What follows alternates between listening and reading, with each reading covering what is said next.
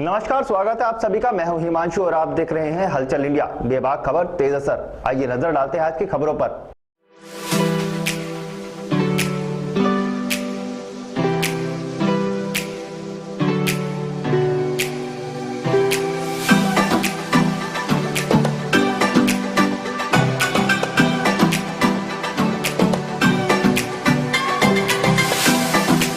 शामली के थाना भवन क्षेत्र के गांव उमरपुर में गांव निवासी प्रेम सिंह उम्र 65 वर्ष खेत पर सुबह के समय काम करने गया था। लगभग 2 बजे के समय प्रेम सिंह को उसके पुत्र ने खेत पर मूर्छित अवस्था में पड़ा हुआ देखा, जिसके बाद उसने इसकी सूचना परिजनों व पुलिस को दी। मौके पर पहुंची थाना भवन पुलिस ने मृतक किसान के शव का पंचनामा भरकर उसके शव को पोस्टमार्टम के लिए भिजवा दिया। इस मामले में परिजनों का कहना है कि प्रेम सिंह सुबह खेत पर काम करने गया था और वह खेत पर पहुंचे तो उन्हें प्रेम सिंह संदिग्ध अवस्था में पड़ा मिला, जिसकी मौत हो गई। इस मामले में थाना प्रभारी प्रभाकर कैंतुरा ने जानकारी देते हुए बताया कि 65 वर्षीय बुजुर्ग किसान प्रेम सिंह की संदिग्ध परिस्थितियों में मौत हुई है। पोस्टमार्टम के लिए शव को भिजवा दिया गया है। पोस्टमार्टम रिपोर्ट आने के बाद ही स्थिति साफ हो पाएगी, जिसके बाद आगे की वैधानिक कार्रवाई की जाएगी। फिलहाल परिजनों ने किसी तरह की कोई तहरीर नहीं दी है। क्या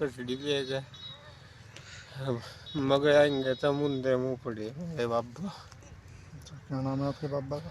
प्रेम सिंह जी। अच्छा, किस कारण हुआ ये हादसा? पता नहीं जी, फिर मन गोड्डो लेगा मगा बाबा कुछ नहीं कहा। अच्छा, फिर आपने चीज़ की सूचना किसको दी? मैंने अपने बाबा का फ़ोन मिला, पापा का फ़ोन मिला, पापा का फ़ोन बंद आया। फिर घर दूसरे वाले फ़ोन पर मिला, घर का फ़ोन उठाया, उन्होंने कहा मगा पिताजी नहीं बोल रहे, हमारा बाबा नहीं बोल रहे। फिर पिताजी पापा घेर में थे, पापा तो फिर बात हुई, पापा बोले क्या मगा पिताजी नहीं बोल रहा, कुछ नहीं है, खेत में जो किस टाइम का मामला है ये 2-2:30 बजे का आया जिस टाइम। कौन से गांव की घटना है? ये गांव अमरपुर की जी। पुलिस को सूचना किसने दी? सोनू ने जी। कंपल्सरी बात है।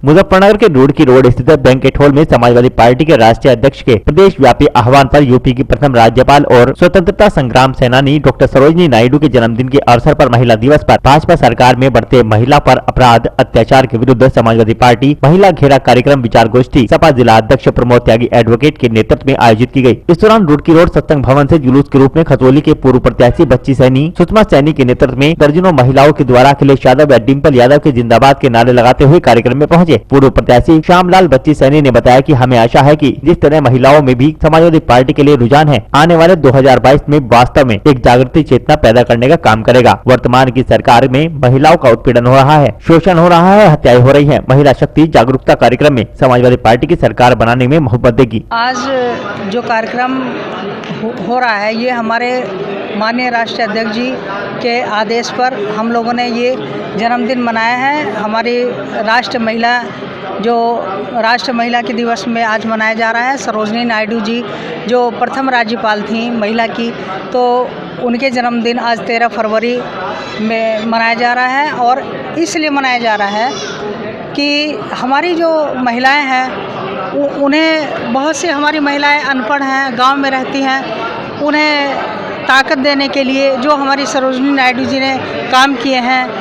बहुत सी महिलाओं को नहीं पता है, पहले सती प्रथा होती थी जिसमें कि पति गुजर जाने के बाद वो जिंदा चिता पर बैठा दी जाती थी, उसे जीने का कोई अधिकार नहीं था।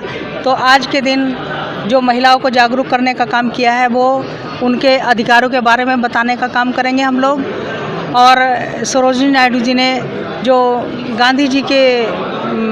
गांधी जी ने जो आंदोलन किया था उसमें भी भाग लिया था और बहुत अच्छे काम किए थे। बहुत ही महिलाओं को रसोई से बाहर निकालकर उन्हें जागरूक करने का काम किया था। इसलिए आज जो जन्मदिन हम लोग मना रहे हैं सरोजिनी नायडू जी का, उन्हें महिलाओं को जागरूक करने का काम कर रहे हैं हम लोग और समाजवादी पार्टी में मजबूती लाने का काम कर रहे हैं। क्योंकि 2022 में जो चुनाव होगा विधानसभा का, उसमें हम अपने राष्ट्रीय अध्यक्ष जी को मुख्यमंत्री बनाने का काम करेंगे। और हमारी महिलाएं जब आगे आएंगी तो उससे ज़्यादा मजबूती आएगी, क्योंकि महिलाओं में बहुत ताकत है, समझाने की भी ताकत है, अपने घर को चलाने की ताकत है। इसलिए सरोजिनी नायडू जी के बारे में हम लोग बताएंगे और उनका जन्मदिन बहुत खुशी से मना रहे हैं। आज भारत कोकिला डॉक्टर सरोजिनी नायडू का जन्मदिन है, जिसको राष्ट्रीय महिला दिवस के रूप में मनाया जाता है। हमारे राष्ट्रीय अध्यक्ष आदरणीय अखिलेश यादव जी ने आज सभी समाजवादी पार्टी के कार्यकर्ताओं को निर्देश दिया है और सभी जिला मुख्यालयों पर महिला सशक्तिकरण का कार्यक्रम हमारी समाजवादी महिला प्रकोष्ठ की ओर से हो रहा है, जिसमें जो उत्तर प्रदेश में जब समाजवादी सरकार थी, जो महिलाओं के उत्थान के काम हुए, जो महिलाओं के लिए 1050, 1090, 102, 108 एम्बुलेंस और उनकी सहायता की काम हुआ, महिला पेंशन चलाई गई, महिलाओं वृद्धावस्था पेंशन चलाई गई, बेटी बचाओ बेटी पढ़ाओ कार्यक्रम चलाया गया, महिलाओं के गरीब महिलाओं की शिक्षा के लिए उनकी शादी के लिए कार्यक्रम चलाया गया। भारतीय जनता पार्टी की सरकार आने के बाद महिलाओं के उत्थान के सब काम बंद हो गए हैं और इस योगी जी की सरकार में महिलाओं पर उत्पीड़न बढ़ गया है। लैंगिक अपराध 0.7% उत्तर प्रदेश में बढ़ गए हैं। इन सब चीज़ों के विरोध में महिलाओं को जागरूक करने के लिए पूरे प्रदेश के सभी जनपद मुख्यालयों में आज महिला विचार गोष्ठी कार्यक्रम समाजवादी महिला सभा की ओर से रखा गया है। आज समाजवादी महिला सभा के हमारी सभी कार्यकर्ता, हमारे जो पदाधिकारी हैं, नगर अध्यक्ष बैठी हैं यहाँ, जिनकी अध्यक्षता में हो रहा है, जिला महामंत्री के संचालन में हो रहा है और हमारी पार्टी के सभी बड़े नेता लोग बैठे हैं, बच्ची सैनी जी और बहुत साथियों के साथ गौरव स्वरूप जी, अनिल कुमार जी और हमारे महानगर अध्यक्ष सलीम सिद्दीकी साहब, हाजी लियाकत जी हैं, मिथिलेश पाल जी हैं, उमा किरण जी हैं और ये दीप्ति पाल हैं। हमारी सभी महिला और पार्टी के कार्यकर्ता इसमें सहयोग दे रहे हैं और इस ध्येय के साथ कि 2022 में फिर महिलाओं की जागरूकता के साथ, क्योंकि 50% बराबर की भागीदारी महिलाओं की है, महिलाओं को जागरूक करते हुए उत्तर प्रदेश में फिर समाजवादी सरकार बनाने का काम करेंगे और महिला पर जो अत्याचार हो रहे हैं उनको बंद कराने का काम करेंगे। इसलिए डॉक्टर सरोजिनी नायडू को श्रद्धांजलि अर्पित करते हुए हम इस कार्यक्रम को आप देख रहे हैं, कितनी बड़ी संख्या में महिलाएं आपके बीच यहाँ उपस्थित हैं। धन्यवाद। आज 13 फरवरी 1879 में श्रीमती सरोजिनी नायडू का आज जन्मदिन है। उनके अवसर पर महिला दिवस मनाया जा रहा है और मनाता जाता रहेगा। इससे पूर्व भी मनाया गया। श्रीमती सरोजिनी नायडू महिला देश की पहली राज्यपाल थी और स्वतंत्रता सेनानी थी। समाजवादी पार्टी के राष्ट्रीय अध्यक्ष जी श्री अखिलेश यादव जी, पूर्व मुख्यमंत्री अखिलेश यादव जी के आह्वान पर पूरे प्रदेश में आज महिला समाजवादी पार्टी घेरा कार्यक्रम है। उसी के उपलक्ष्य में सुषमा सैनी के नेतृत्व में और वकीला जी के नेतृत्व में सैकड़ों महिलाएं लेकर आज जिला मुख्यालय पर प्रस्तुत हुए। हम उम्मीद आशा करते हैं जिस तरह महिलाओं में भी समाजवादी पार्टी के प्रति रुझान है, आने वाला 2022 वास्तविकता ही एक अलग एक जागृति, एक चेतना पैदा करने का काम करेगा। वर्तमान की सरकार में जो भाजपा की सरकार है, जिसमें आज महिलाएं का उत्पीड़न हो रहा है, शोषण हो रहा है, बलात्कार हो रहे हैं और हत्याएं हो रहे हैं, उसके विरुद्ध आज समाजवादी पार्टी की सोच विचारधारा की महिला आज गोष्ठी का कार्यक्रम है। वर्तमान की सरकार में जो है किसान मर रहा है खेत में, लड़कियां मर रही है रेप में, देश में बेरोजगारी है देश में और कुछ चंद लोग मजा ले रहे हैं बाबाओं के भेष में। इन्होंने तेल बेच दिया, लाल किला बेच दिया, भेल बेच दी, रिलायंस बेच दी और जो इनसे सवाल पूछे उसे जेल भेज दिया। इनका ये काम है। आज महिला सशक्तिकरण यहाँ पर उपस्थित है और समाजवादी पार्टी को मजबूती देने का एक अहम काम महिलाओं से होगा। जो महिला एक सशक्तिकरण है, जो 50% महिलाओं की भागीदारी है। समाजवादी पार्टी ने जितना सम्मान महिलाओं को इस पार्टी में दिया किसी ने नहीं दिया। समाजवादी पार्टी के राष्ट्रीय अध्यक्ष जी अखिलेश यादव ने महिलाओं की पेंशन दी, कन्या विद्या धन दिया, लैपटॉप दिया, साइकिलें दी और भत्ता दिया। हम ऐसी उम्मीद आशा करते हैं कि समाजवादी पार्टी की सरकार 2022 में बनेगी इन महिलाओं के सहयोग से, समाजवादी की सोच विचारधाराओं के सहयोग से, और इन्हें फिर वही सुविधा मिलेगी जो इससे पूर्व विकास के कार्य किए और सम्मान के कार्य किए।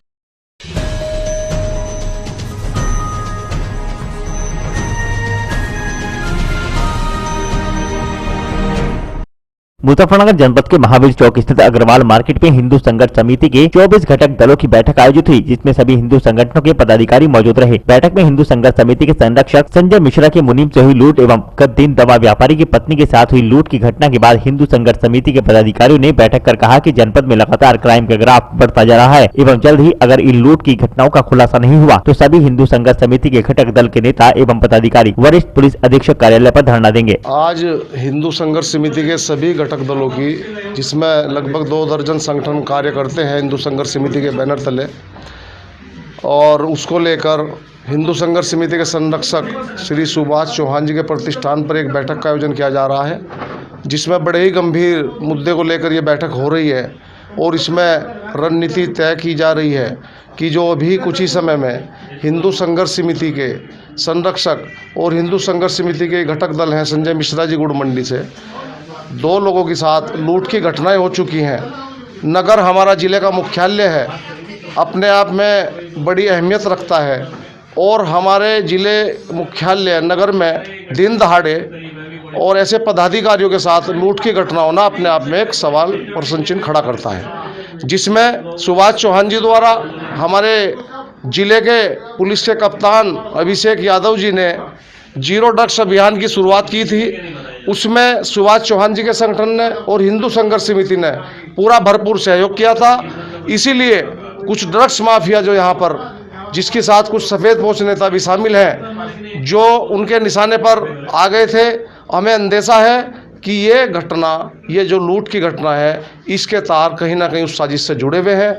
इन साजिशों का, इन लूट की घटनाओं का पर्दाफाश होना चाहिए। अगर जल्द ही इन घटनाओं का खुलासा नहीं होता है तो हिंदू संघर्ष समिति के बैनर पर 24 संगठनों के पदाधिकारी, कार्यकर्ता पुलिस ऑफिस पर जाकर कप्तान साहब के दफ्तर पर धरना प्रदर्शन करने को बाध्य होंगे, जिसकी समस्त जिम्मेदारी जिला प्रशासन की होगी। कौन है सफ़ेद पोश नेता? हमने लेटर भी लिखे हैं पूर्व में जिले के अधिकारियों को, कप्तान साहब को, डीएम साहब को। हिंदू संघर्ष समिति के लेटर पे भी हमने लिख के दिया था और केमिस्ट एसोसिएशन के लेटर पे भी लिख के शिकायत हमने लिखित में दी हुई थी। सुरक्षा की मांग भी हमने अपने कुछ पदाधिकारियों की थी, क्योंकि सुभाष चौहान जी हिंदू संघर्ष समिति से जुड़ के कुछ हिंदू संघर्ष के मुद्दों पर भी साथ रहे हैं। तो कई ऐसे संदिग्ध लोग भी हैं जिनके निशाने पर हम लोग हैं। हमने लाइसेंस दिए जाने की मांग भी प्रशासन से की थी और हमें तो ये लग रहा है कि प्रशासन कोई ऐसी बाट जो रहा है कि कोई इससे बड़ी वारदात ना हो, भविष्य में किसी के साथ कोई बड़ी घटना ना हो। उससे आपके चैनल के माध्यम से हम ये मांग करते हैं कि जिला प्रशासन को इस और गंभीरता से ध्यान देने की ज़रूरत है, इन घटनाओं का खुलासा करने की ज़रूरत है। और जो हिंदू संघर्ष समिति से जुड़े हुए जितने भी पदाधिकारी अगर लाइसेंस की वो मांग करते हैं तो उन्हें तत्काल शस्त्र लाइसेंस भी दिया जाए।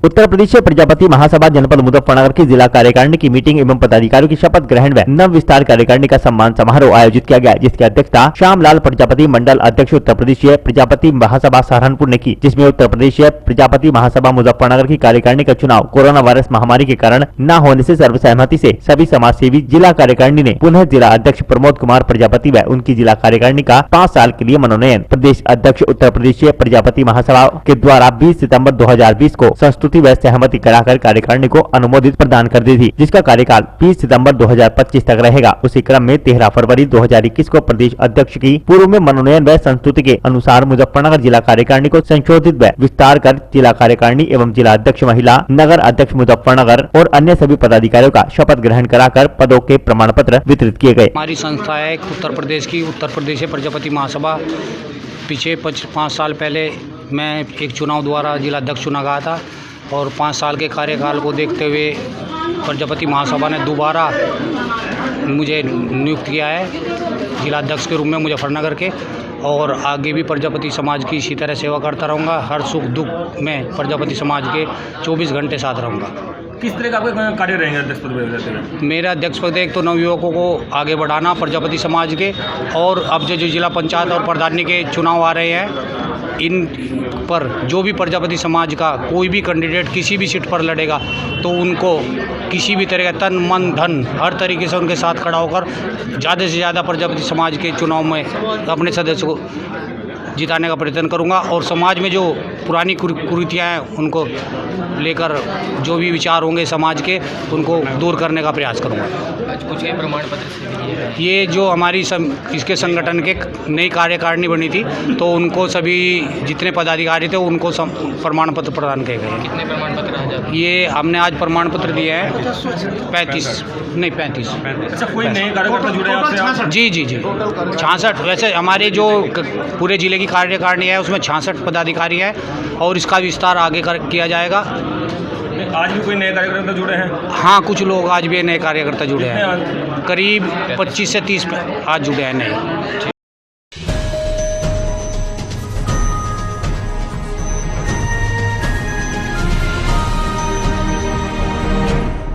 मुजफ्फरनगर जनपद के विकास खंड चरथावल के गांव मोथरा में वरिष्ठ समाजसेवी और भाजपा नेता व ब्लॉक प्रमुख प्रत्याशी राजीव पुंडी ने सभी गांव वासियों के साथ बैठक करते हुए सहयोग की अपील की। दरअसल मुजफ्फरनगर जनपद के विकास खंड चरथावल के गांव मोथरा में ब्लॉक प्रमुख के लिए भाजपा युवा नेता राजीव पुंडी ने ग्राम वासियों के साथ बैठक करते हुए सहयोग की अपील की। इस मौके पर भाजपा नेता राजीव पुंडी ने कहा कि चरथावल ब्लॉक विकास में काफी पिछड़ा हुआ है। चरथावल ब्लॉक में अब तक बाहरी प्रत्याशी होने के कारण विकास नहीं हो पा रहा है। वह आपके क्षेत्र के निवासी है, इसलिए विकास कराने में कोई कसर नहीं छोड़ेंगे। इस मौके पर बड़ी संख्या में ग्रामीण मौजूद रहे।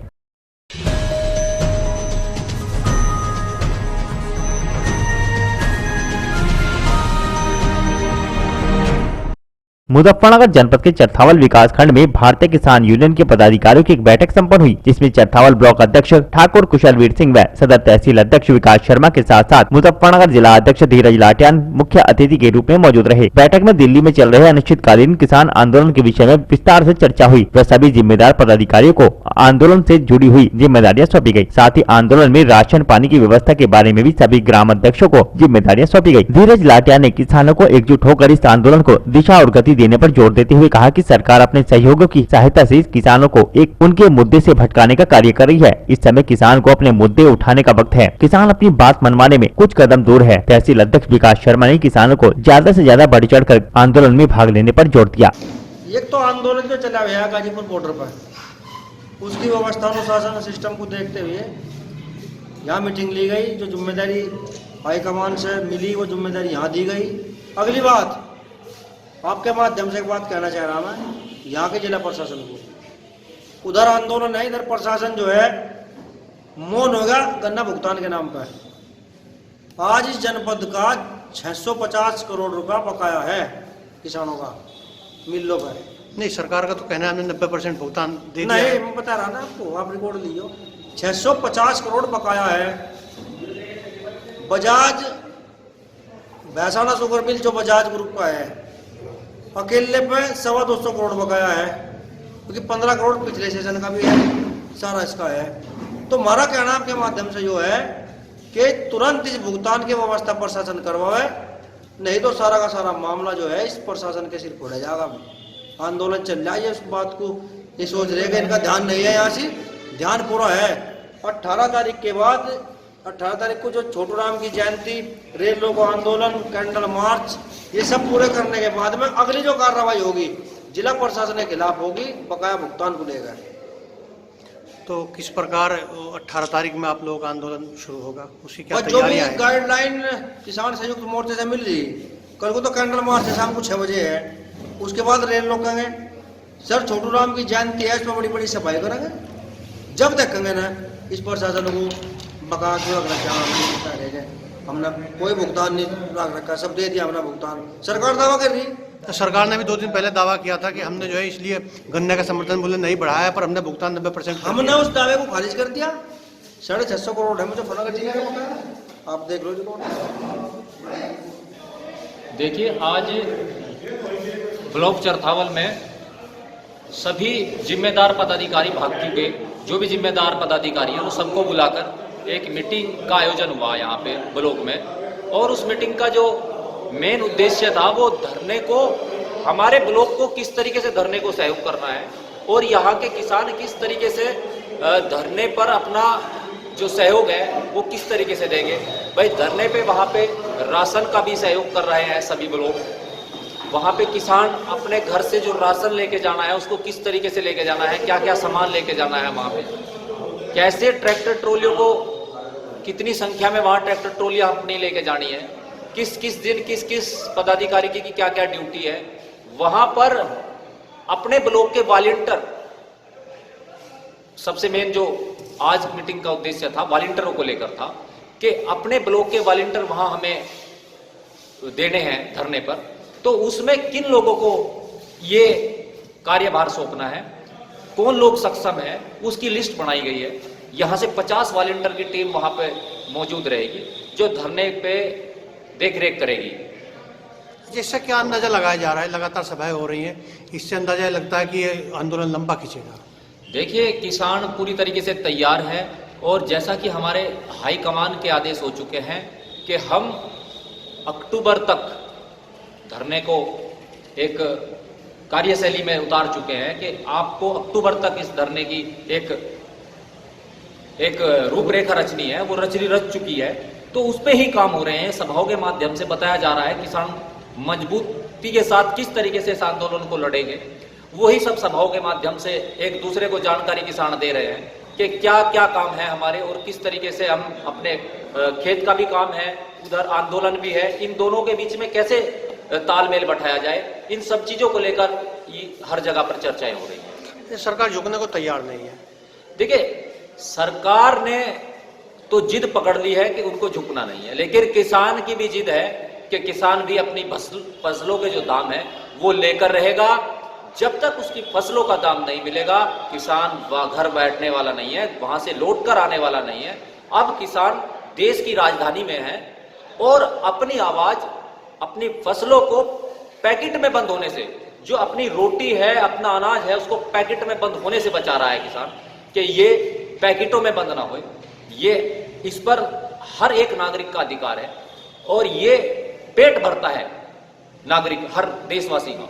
तो इस पर किसी आप कहें कि किसी साहूकार का या किसी धनाढ्य पार्टी का कोई इस पर वो नहीं होना चाहिए, कब्जा नहीं होना चाहिए। यही सब चीजों को लेकर आज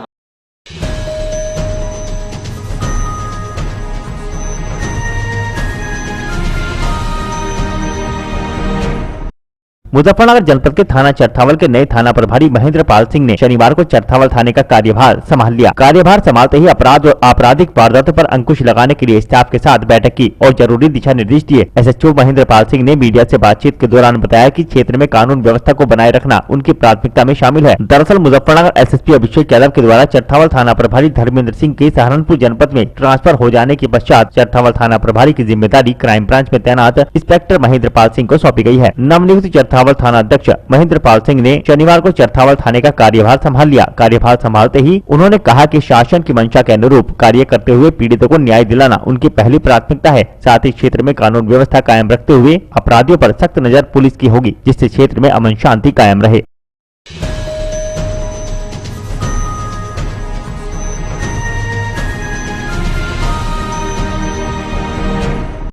मुजफ्फरनगर जनपद के चरथावल विधानसभा के गांव क्यामपुर में समाजवादी पार्टी के वरिष्ठ नेता दीपक उर्फ बॉबी त्यागी ने ग्रामीणों को समाजवादी पार्टी की सरकार की उपलब्धियों को गिनाते हुए सपा सरकार से जुड़ने का आह्वान किया। दरअसल चरथावल विधानसभा के गांव क्यामपुर में क्षेत्र पंचायत सदस्य सुनील कुमार के द्वारा दलित समाज के लिए आयोजित किसान मजदूर चौपाल में पहुँचने पर दलित समाज के लोगों के द्वारा सपा नेता दीपक उर्फ बॉबी त्यागी का फूल मालाओं से जोरदार स्वागत किया गया। इस मौके पर उन्होंने दलित समाज के लोगों से समाजवादी विचारधारा से जुड़ने की अपील करते हुए कहा कि जब से बीजेपी सरकार देश और प्रदेश में आई है तभी से किसानों, मजदूरों, गरीबों और नौजवानों के हक पर डाका डालने का काम किया जा रहा है। उत्तर प्रदेश में युवाओं के पास रोजगार नहीं है, खुलेआम संविधान की धज्जियां उड़ाई जा रही है, भेदभाव की राजनीति चल रही है और उनके खिलाफ प्रदेश में समाजवादी पार्टी छोड़कर कोई भी दल जनता की आवाज नहीं उठाने को तैयार है। केवल समाजवादी पार्टी के कार्यकर्ता ही देश व प्रदेश की सरकारों के खिलाफ सड़कों पर उतरकर आंदोलन कर रहे हैं।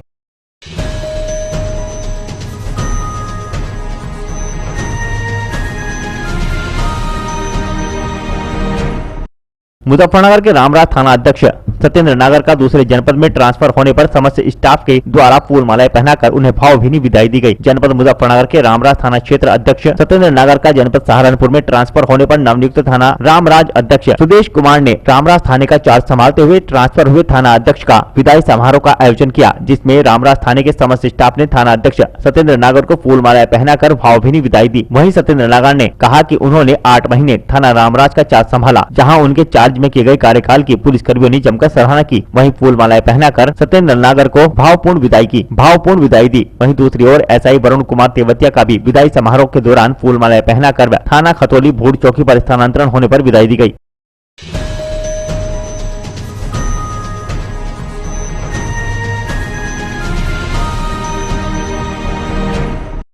एसडीएम जानसठ अमृतपाल कोट, सीओ जानसठ शकील अहमद व इंस्पेक्टर मीरापुर संतोष कुमार त्यागी ने समाधान दिवस के अवसर पर फरियादियों की समस्याएं सुनी तथा थाना मीरापुर प्रांगण में माह के दूसरे शनिवार के अवसर पर समाधान दिवस का आयोजन किया गया। एसडीएम जानसठ अमृतपाल कोट व सीओ जानसठ शकील अहमद और मीरापुर इंस्पेक्टर संतोष कुमार त्यागी ने प्रशासनिक अधिकारियों व कर्मचारियों की मौजूदगी में फरियादियों की समस्याएं सुनते हुए उनके समाधान के लिए अधीनस्थ अधिकारी को आवश्यक दिशा निर्देश दिए। एसडीएम जानसठ अमृतपाल कोट व सीओ जानसठ शकील अहमद, इंस्पेक्टर मीरापुर संतोष कुमार त्यागी ने आज समाधान दिवस में दर्जनों शिकायतें सुनी, जिसमें कुछ का निस्तारण मौके पर करा दिया गया तथा कुछ का अधिकारियों को आदेश दिया गया है कि इनका निस्तारण जल्द से जल्द कराया जाए।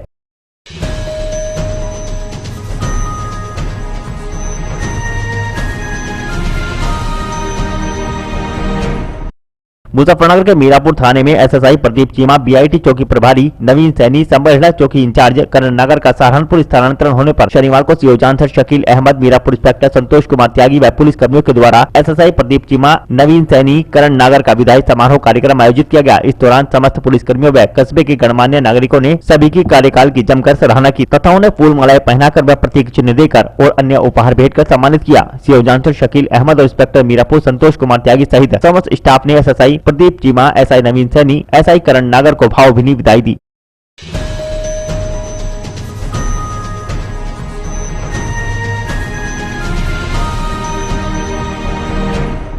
सहारनपुर एसएसपी द्वारा कोतवाली तीतरों का वार्षिक निरीक्षण किया गया। शुक्रवार देर शाम कोतवाली तीतरों पहुंचे सहारनपुर के एसएसपी डॉक्टर एस चन्नाप्पा के द्वारा थाना तीतरों का वार्षिक निरीक्षण में 48 रूम के निरीक्षण के साथ साथ कोतवाली में लंबित विवेचनाओं की समीक्षा करते हुए सभी उप निरीक्षकों को शीघ्र निस्तारण के आदेश दिए गए हैं। वहीं कोतवाली में प्रचलित अभिलेखों पर बारीकी से निरीक्षण कर मालखाना, बंदी गृह, बैरक, मैस आदि का बारीकी से निरीक्षण किया गया तथा थाना परिसर में खड़े जब्त वाहन व अन्य वाहनों के संबंध में विशेष निर्देश दिए गए। अन्य महत्वपूर्ण बिंदुओं पर बारीकी से जायजा ले थाना अध्यक्ष विशाल कुमार श्रीवास्तव को अन्य अति आवश्यक दिशा निर्देश दिए। इस अवसर पर पहली बार कोतवाली तीतरों में इंस्पेक्टर विशाल कुमार श्रीवास्तव के द्वारा की गई व्यवस्थाएं काफी सराहनीय देखने को मिली, जहां बैठने के लिए शामियाना टेंट लगाकर कोतवाली तीतरों को दुल्हन की तरह सजाया गया। थाना तीतरों का वार्षिक निरीक्षण किया गया है।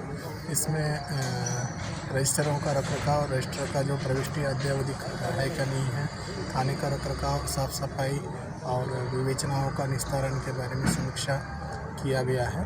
तो जो भी कमी मिली गई है इनको 15 दिन का समय दिया गया है कि पूर्ण करने के लिए, और बाकी जो इनको विवेचना निस्तारण में जो शेष विवेचना है उन दोष के आधार पर निस्तारण करने के लिए बताया गया है।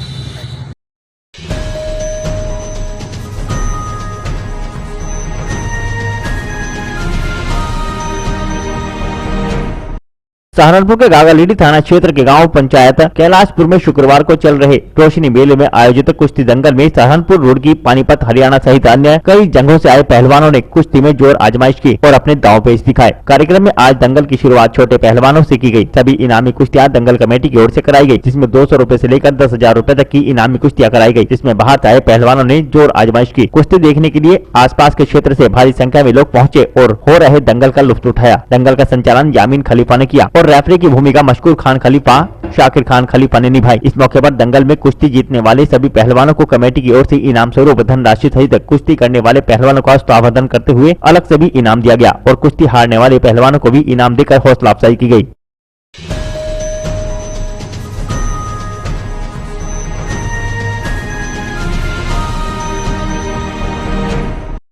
मुजफ्फरनगर जनपद के शिव चौक पर अचरक पुरोहित संघ के बैनर तले श्रद्धांजलि कार्यक्रम का आयोजन किया गया, जिसमें सभी पदाधिकारी और कार्यकर्ता मौजूद रहे। इस दौरान दिल्ली में हुए रिंकू हत्याकांड के आरोपियों को कड़ी से कड़ी सजा और पूरे मामले की उच्च स्तरीय जांच कराने की मांग की गई। इसी के साथ सभी ने मोमबत्ती जलाकर मृतक कार्यकर्ता रिंकू को श्रद्धांजलि अर्पित कर उनकी आत्मा की शांति की प्रार्थना की।